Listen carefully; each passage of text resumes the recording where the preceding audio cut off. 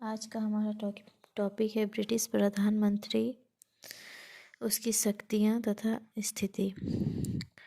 Britain की शासन व्यवस्था में प्रधानमंत्री की स्थिति निश्चित रूप से सर्वाधिक महत्वपूर्ण है। जेनिंग्स ने इसी कारण प्रधानमंत्री को संपूर्ण विधान की आधारशिला बताया है। सर सिडनी लॉ ब्रिटिश प्रधानमंत्री के संबंध में लिखते हैं कि संसद में निश्चित बहुमत के रहते इंग्लैंड का प्रधानमंत्री वह सब कार्य कर सकता है जिसको जर्मनी का सम्राट और अमेरिका का राष्ट्रपति नहीं कर सकता, क्योंकि वह कानून में परिवर्तन कर सकता है, करारोपण कर सकता है और उसे समाप्त कर सकता है। वह राज्य की सभी शक्तियों का निर्देशन भी कर सकता है। प्रशासन में प्रधानमंत्री को जो व्यापक शक्तियाँ प्राप्त हैं, उनकी विवेचना हम निम्न रूपों में कर सकते हैं। पहला पॉइंट है मंत्रिमंडल का निर्माण।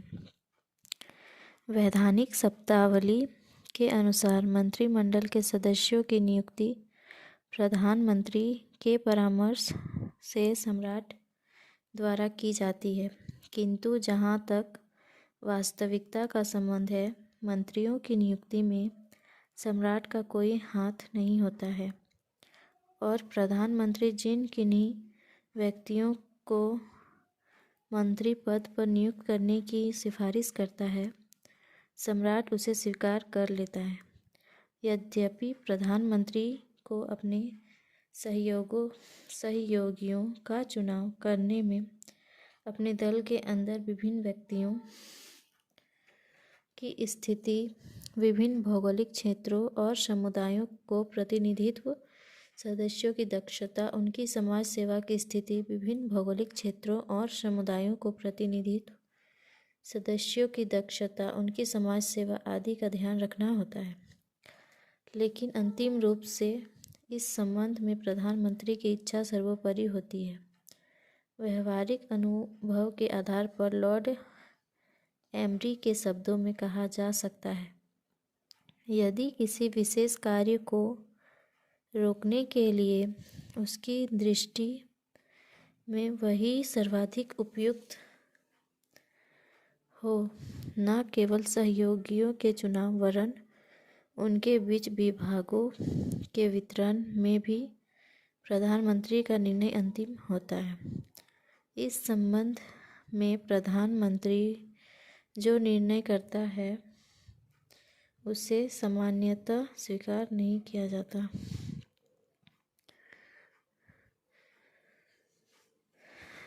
दूसरा पॉइंट है मंत्रिमंडल का कार्य संचालन।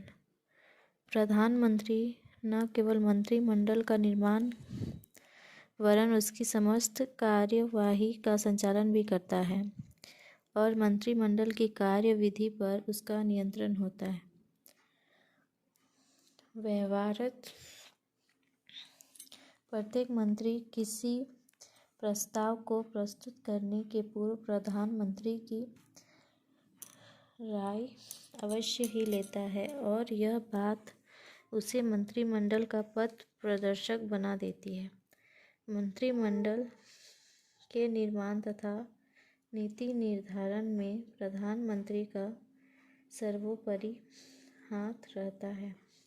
यद्यपि मंत्रिमंडल के अंतर्गत विभिन्न विषयों पर गोपनीय किंतु स्वतंत्र विचार विमर्श की प्रक्रिया को अपनाया जाता है और विवादास्पद विषय पर मतदान की प्रक्रिया को अपनाया जा सकता है, किंतु सामान्यतः प्रधानमंत्री का विचार ही निर्णायक होता है और मंत्रिमंडल उसे अपने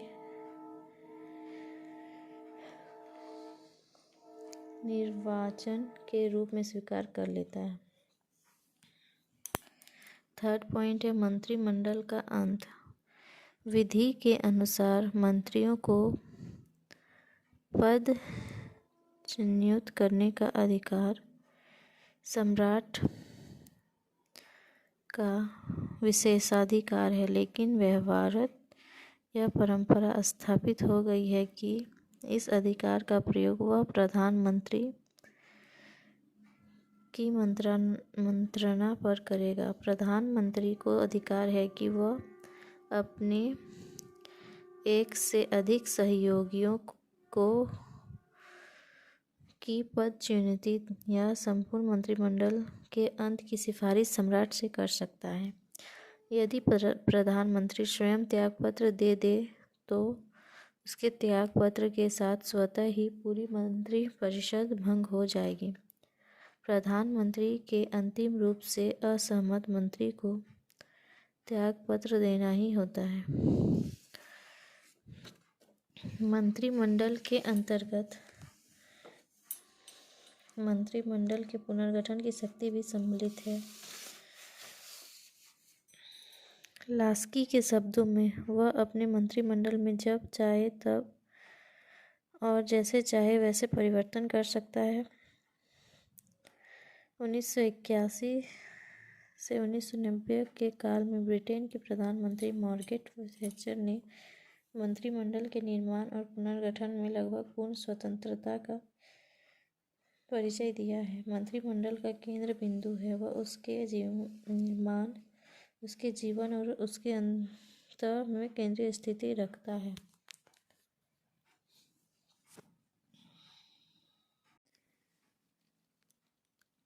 अगला पॉइंट है शासन पर नियंत्रण।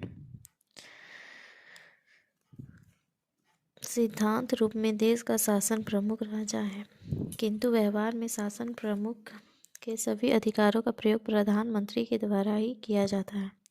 शासन पर सर्वोच्च नियंत्रण रखने हेतु उसके द्वारा शासन के विभिन्न विभागों में समन्वय स्थापित किया जाता है।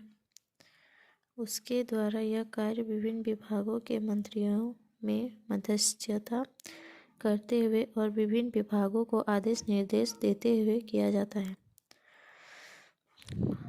पर राष्ट्रों का संचालन। प्रधानमंत्री एक महत्वपूर्ण अधिकार और कार्य परराष्ट्र संबंधों का संचालन है। पर राष्ट्र मंत्रालय, चाहे उसके पास हो या ना हो, पर राष्ट्र संबंध के सुचारू संचालन का अंतिम दायित्व उसका ही समझा जाता है। दूसरे देशों के साथ किए जाने वाले महत्वपूर्ण समझौते पर ब्रिटेन की ओर से पर राष्ट्र मंत्री के द्वारा नहीं वरन प्रधानमंत्री के द्वारा ही हस्ताक्षर किया जाता है। अगला पॉइंट है लोक सदन का नेतृत्व। लोक सदन के बहुमत दल के नेता को प्रधानमंत्री पद प्राप्त होता है और उसके द्वारा शासन प्रमुख के साथ साथ लोक सदन के नेता के रूप में भी कार्य किया जाता है। प्रधानमंत्री अपने मंत्रियों के साथ संसद में संपूर्ण व्यवस्था का कार्य संचालन करता है। वह व्यवस्थापन के संबंध में नीति निर्धारण कर संसद का पथ प्रदर्शन करता है। समस्त सरकारी विधेयक उसके निरीक्षण में तथा उसके परामर्श के अनुसार ही तैयार किए जाते हैं और वार्षिक आय व्यय तैयार करने में भी प्रधानमंत्री का प्रमुख हाथ रहता है। सदन के अध्यक्ष तथा विरोधी दल के नेता के परामर्श से वह संसद का समय विभाजन तथा कार्यक्रम तैयार करता है और दलीय संचेतकों के माध्यम से वह दल के सदस्यों को आवश्यक आदेश देता है। संसद में शासन की नीति से संबंधित अंतिम तथा अधिकृत घोषणा प्रधानमंत्री के द्वारा ही की जाती है। लोक सदन के नेता के रूप में उसकी एक अन्य महत्वपूर्ण शक्ति लोक सदन की विघटित करने की है, जिसके आधार पर वह लोक सदन के सदस्यों को अनुशासित और नियंत्रित रखता है।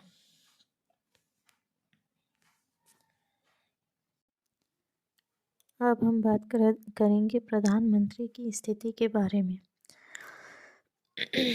यह तो नितांत सत्य है कि ब्रिटिश शासन व्यवस्था में प्रधानमंत्री की स्थिति बहुत अधिक महत्वपूर्ण है।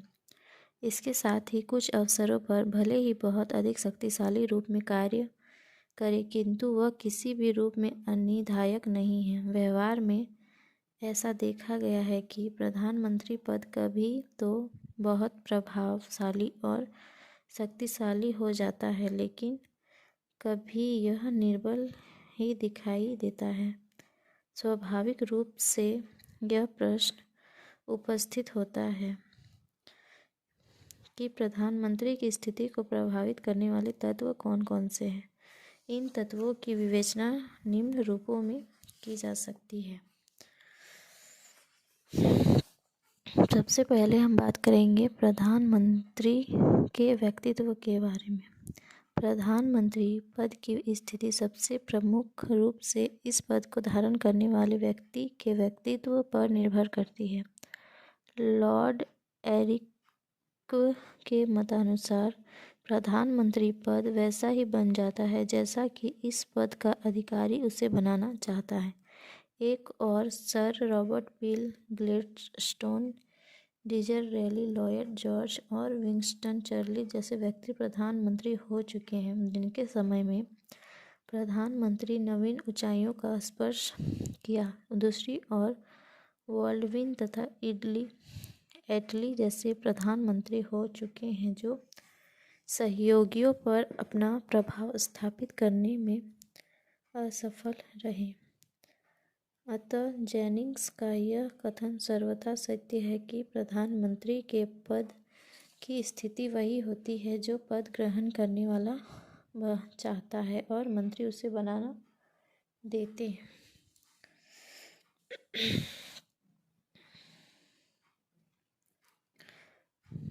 अगला पॉइंट है लोक सदन में उसके दल और दल में उसकी स्थिति।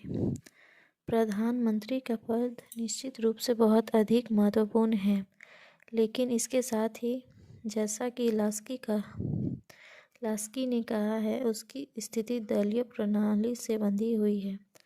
जब तक उसके राजनीतिक दल का लोक सदन में बहुमत रहता है, वह अपने राजनीतिक दल का नेता है, तभी तक उसे राष्ट्रीय महत्व की स्थिति प्राप्त रहती है। दल के समर्थन से वंचित हो जाने पर उसकी समस्त महत्व समाप्त हो जाता है और उसका हाल रैमजे मैकडॉनल्ड जैसा हो जाता है। नवंबर 1990 में मार्garet वैचर की भी यही स्थिति हुई। अब हम बात करेंगे तत्कालीन परिस्थितियों के बारे में। प्रधानमंत्री की स्थिति इस बात पर निर्भर करती है कि उसके कार्यकाल के समय परिस्थितियां किस प्रकार की हैं। सामान्य परिस्थितियां होने पर प्रधानमंत्री को अपने पद की सीमाएं दृष्टि में रखनी होती है, किंतु युद्ध, आर्थिक संकट या अन्य प्रकार के विषय काल में बहुत अधिक सीमा तक केवल अपने विवेक के आधार पर ही कार्य करता है।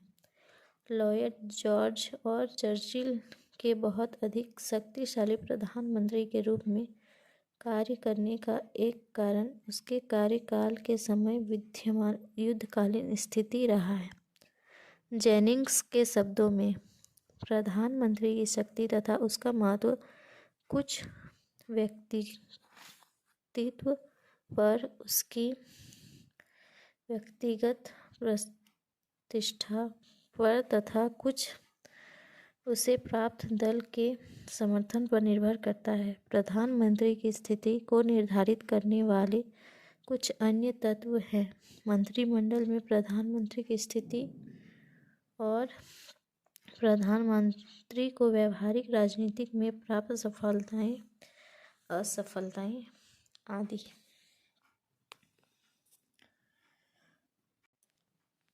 इसी के साथ हम वीडियो का अंत करते हैं। अगर वीडियो पसंद आए तो लाइक करें, शेयर करें तथा सब्सक्राइब करें।